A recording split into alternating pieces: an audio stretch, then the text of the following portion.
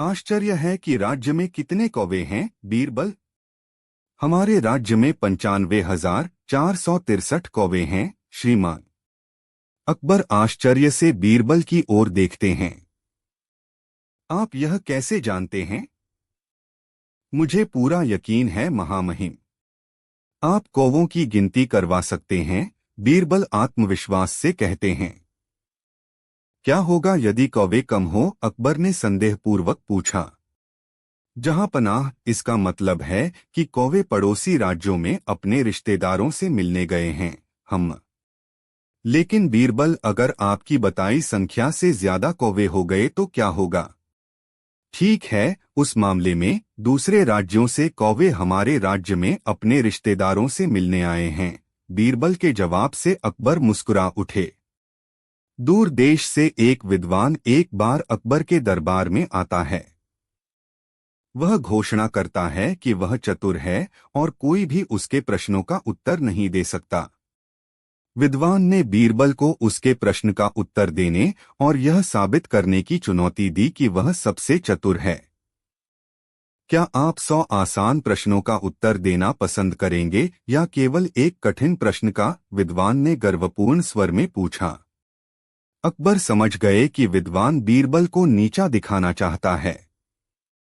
लेकिन बीरबल ने आत्मविश्वास से उत्तर दिया, मुझसे केवल एक कठिन प्रश्न पूछो। ठीक है। मुझे बताओ, पहले क्या आया, मुर्गी या अंडा? विद्वान ने गरजती आवाज में पूछा। मुर्गी, बीरबल उत्तर देता है। आपको कैसे मालूम? विद्वान मजाकिया ढंग से पूछता है। जवाब में बीरबल कहते हैं, हम इस बात पर सहमत थे कि आप केवल एक ही प्रश्न पूछेंगे जो आप पहले ही पूछ चुके हैं। सम्राट अकबर ने 9 असाधारण प्रतिभाशाली लोगों का एक समूह बनाया था और उन्हें नवरत्न नाम दिया था, जिसका अर्थ है 9 रत्न। ये 9 रत्न अपने अपने क्षेत्र के स्वामी थे और अकबर के शाही दरबार का हिस्सा थे। मुझे एक पेंटिंग पसंद है, बीरबल। कृपया 1 सप्ताह में मुझे एक बनाकर दे दीजिए। अकबर का आदेश बीरबल को हैरान कर देता है। मैं एक मंत्री हूं, महाराज। मैं पेंटिंग कैसे बनाऊंगा? क्या आप मेरा आदेश खारिज कर रहे हैं? क्रोधित अकबर पूछता है।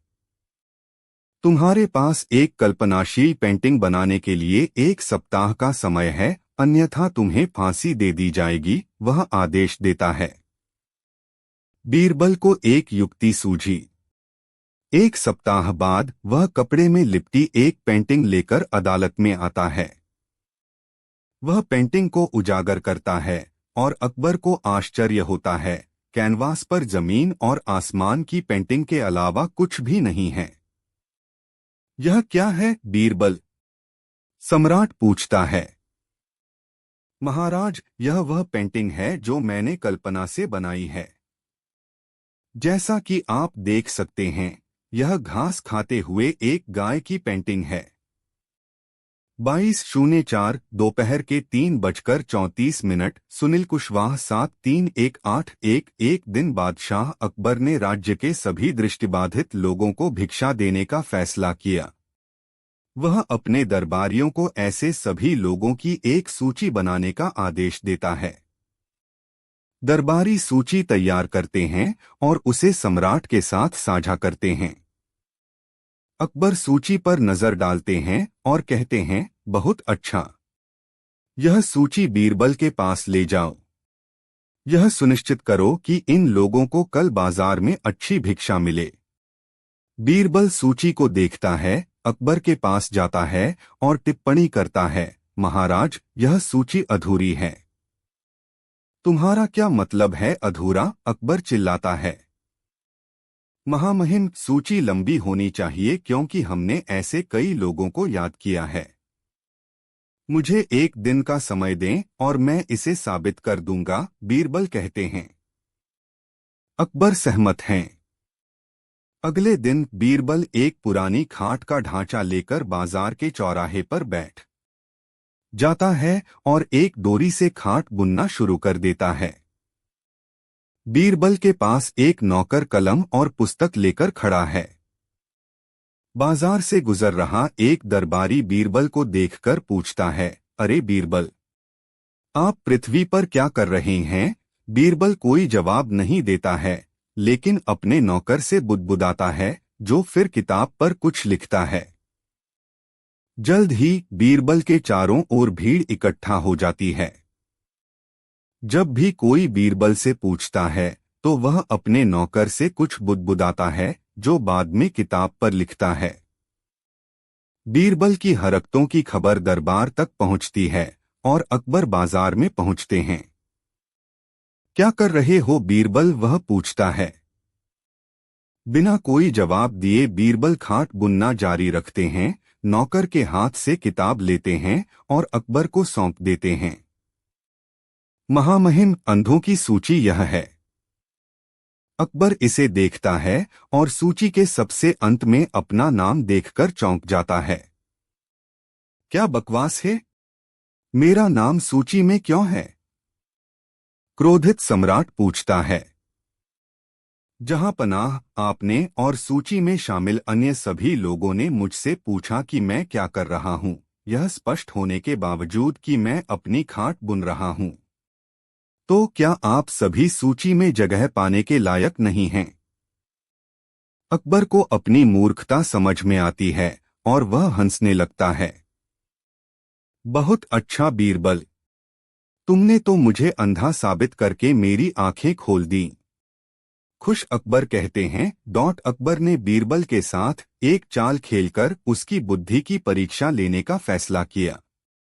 वह चुपके से अपने दरबारियों को बुलाता है, उन्हें एक योजना समझाता है और उन्हें एक अंडा देता है। अकबर सभी दरबारियों से अगले दिन अपने कपड़ों में अंडा छिपाकर लाने को कहते हैं। अगले दिन अकबर ने अदालत को बताया कि उसने कल रात एक सपना देखा था कि उसके दरबारियों की ईमानदारी का परीक्षण करने का सबसे अच्छा तरीका उन्हें एक अंडा लाने के लिए कहना है। इसलिए वह अपने सभी दरबारियों को शाही तालाब पर जाकर एक एक अंडा लाने के लिए कहता है। उनका कहना है कि जो लोग अंडा ढूंढ लेते हैं वे वफादार होते हैं, जबकि जो नहीं ढूंढ पाते वे वफादार नहीं होते। दरबारी तालाब के पास जाते हैं और छिपे हुए अंडे को एक एक करके अपने हाथ में ले आते हैं। अब जल्द ही बीरबल की बारी है। वह तालाब में गया, लेकिन उसे अंडे नहीं मिले। वह तालाब के चारों ओर झाड़ियों और पेड़ों के नीचे खोजता है, लेकिन उसे अंडे नहीं मिलते। बीरबल स्थिति के बारे में सोचते हुए दरबार में लौट आया। उसने देखा कि दरबारी उस पर तीखी निगाहें डाल रहे थे और आपस में मुस्कुरा रहे थे। जल्द ही स्थिति स्पष्ट हो जाएगी।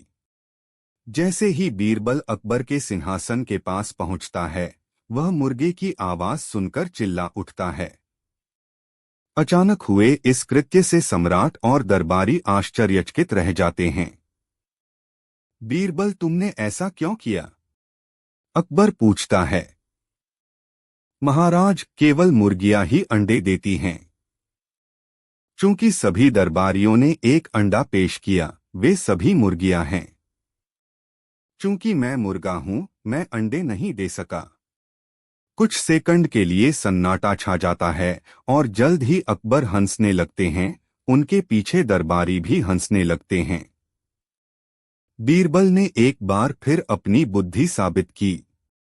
बीरबल एक बार अकबर के राजदूत के रूप में एक राज्य में गए। राज्य के शासक, जिन्होंने बीरबल की बुद्धि के बारे में बहुत कुछ सुना था, वे इसकी परीक्षा लेना चाहते थे। राजा ने 1 दर्जन हमशक्लों को अपने जैसे कपड़े पहनाए और उन्हें असली सिंहासन के समान सिंहासन पर बैठाया। बीरबल दरबार में दाखिल हुए। उसने कभी राजा को नहीं देखा था और अब 13 शासकों ने उसका स्वागत किया। बीरबल को पता था कि उसकी परीक्षा ली जा रही है। उसने राजाओं पर नजर डालने के लिए अपना सिर इधर-उधर घुमाया। उसने अपनी नजर एक राजा पर डाली। बीरबल उनकी ओर बढ़े, झुके और बोले, महामहिम को नमस्कार। राजा आश्चर्यचकित रह गया और हमशक्ल भी आश्चर्यचकित रह गए। तुम्हें कैसे पता चला कि मैं असली राजा था? हम पहले कभी नहीं मिले। आश्चर्यचकित शासक ने कहा। आपकी महिमा, आपके चेहरे का आत्मविश्वास आपको अलग करता है। जबकि आपके हमशक्ल आपकी प्रतिक्रिया देखने के लिए आपको नजरें देते रहे, आप दूसरों की प्रतिक्रिया देखने की आवश्यकता के बिना सीधे देखते रहे। केवल एक सम्राट ही ऐसी दृढ़ता प्रदर्शित कर सकता है, और इसी से मैंने तुम्हें पहचाना। अकबर ने एक दिन अपने दरबार में घोषणा की, मुझे साझा करने के लिए एक समस्या है और मैं तुरंत इसका समाधान चाहता हूँ। कल शाम किसी ने मेरी मूंछ का बाल खींचने की हिम्मत की। उस व्यक्ति को क्या सजा दी जानी चाहिए? दरबार में खुसफुसाहट होने लगी। उसे कोड़े मारे जाने चाहिए, प्रधानमंत्री का जवाब आया। नहीं, उसे राज्य से निकाल देना चाहिए। खजाना मंत्री चिल्लाया। दोषी को अधिकतम सजा देने की मांग की गई। इतने शोर के बीच बीरबल चुप रहे। क्या तुम्हारे पास कहने को कुछ नहीं है, बीरबल? अकबर से पूछा। जहांपनाह, मैं आपको अपराधी को कुछ मिठाइयां देने की सलाह देता हूं। दरबार में सन्नाटा छा गया।